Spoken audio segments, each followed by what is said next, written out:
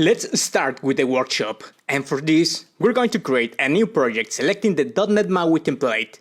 Click on Next, we name the project for example BMI, and click on Create. In this video, we're going to focus on creating the graphical part of the controls to select the weight and height. Then, once we have created the project, we're going to create a new folder where we will place each of the components of the MVVM pattern. Inside the folder, we will proceed to create the three folders that we have already seen previously. Let's create a folder for the views, one for the models, and a last one for the view models. Once we have done this, we're going to create the content page of the application.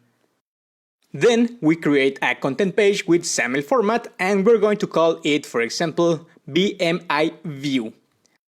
Once the page has been created, we're going to set it as the initial page. To do this, we will go to the app.xaml.cs file and we will indicate that we want this page to be the initial page, importing the namespace that is needed.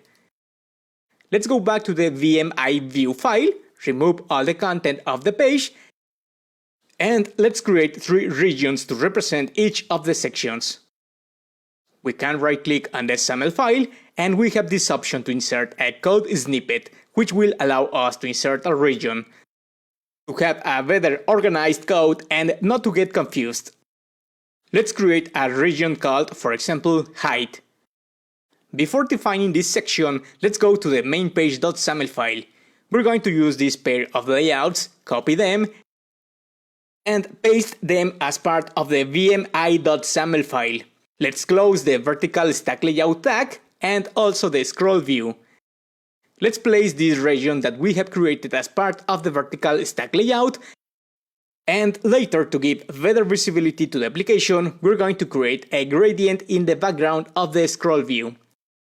Let's write scroll view.background as we have seen in a previous video. Let's indicate that we want to create a linear gradient brush. Let's specify a point equal to 0,1 and inside let's place two gradient stubs. The first one that has an offset equal to 0.0 and that has a color equal to 572375, which is the purple color that we're seeing on the screen. Let's copy this line.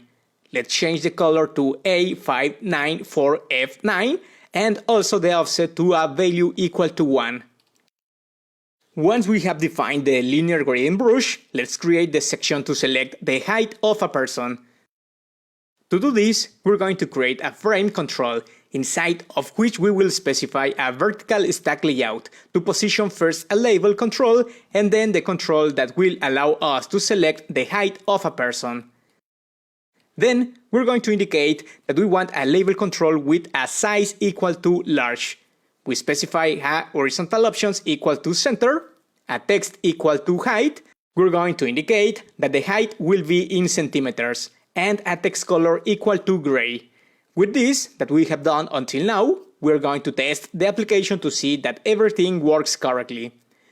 Here we can see the application showing us the frame control, and inside the label control, we're going to create the control that we have seen in the demonstration that will allow us to select the height of a person. And the control that we're going to use for this purpose belongs to a company called Syncfusion, which has a set of controls that are in their preview version today. Maybe when you use them, they will no longer have this preview tag. We're going to use the linear gauge and radial gauge controls.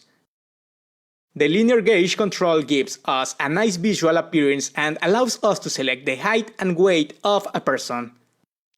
To display the final result, we will use this radial gauge control, which will allow us to display in a quite dynamic way what is the result of the body mass index of a person.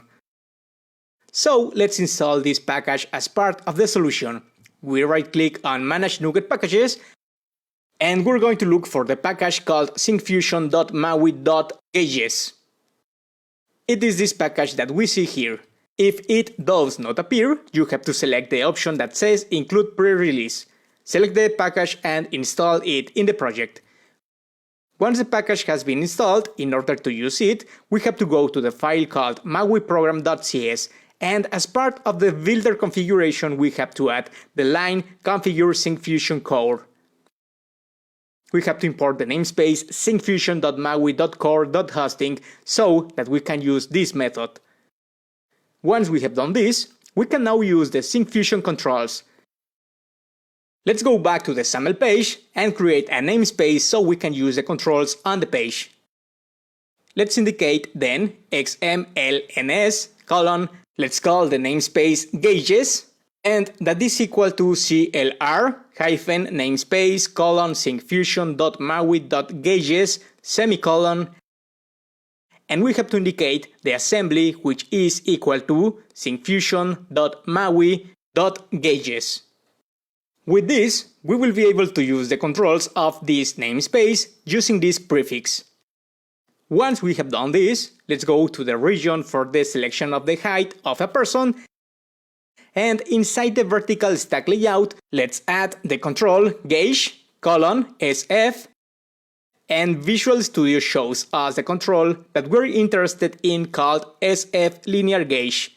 Let's start running the application so you can see what the control looks like. You can see it being displayed as part of the application. It's a control that looks pretty good, and it's going to allow us to select the height and weight of a person.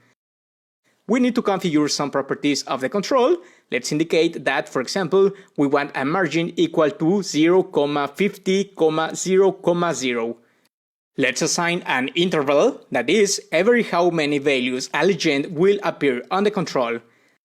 Then we specify a value equal to 50. We have to specify the maximum value for the control, which in our case will be equal to 250.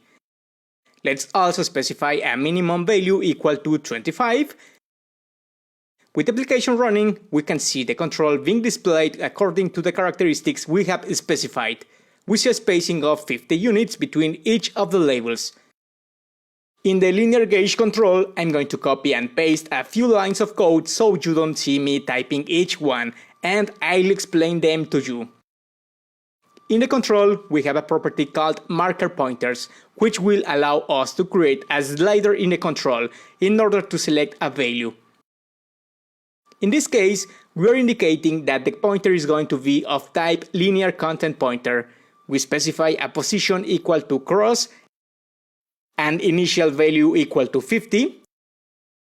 Later, we also specify how the pointer is going to be seen. For this, we create a grid type layout. We indicate that we want a rounded rectangle, and inside we create a label control to show the selected value. Let's test the application, but on an Android device. Once we initialize the application, we can already see the control being displayed. We see the marker that we can drag to select a value. However, we can see that the label control that should show us the selected value is not being updated because we have assigned a static value in the text property. Previously, we have already seen how to create a reference to use the value of a property of a control and to display it in another control through a binding.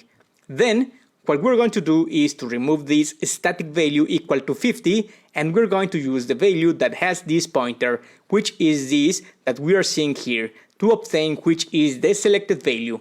For this, remember, you have to put a name to the control from which we want to obtain the information of origin. Let's name it, for example, height pointer. Once we have specified the name, let's return to the text property of the label control and indicate that we want to create a binding with an origin equal to place x reference to use the height pointer control, and then indicate through path which property will give us the source of information, which in this example will be the property called value.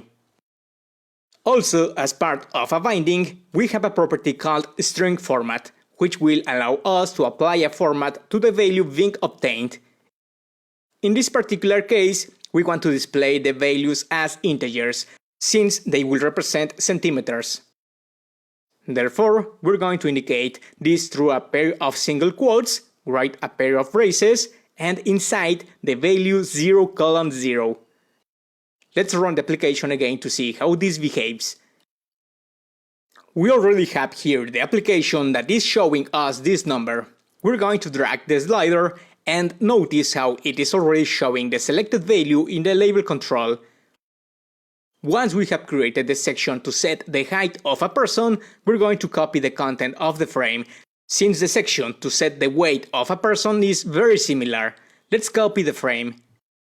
Let's create a new region, but to specify the weight of a person. Let's right-click, insert snippet, and let's indicate that we want to insert a new region called weight. Let's paste the frame, and we're going to change some values. For example, the first value that we're going to change is this label control in its text property, which says height. Let's set a string equal to weight, indicating that the weight will be in kilograms.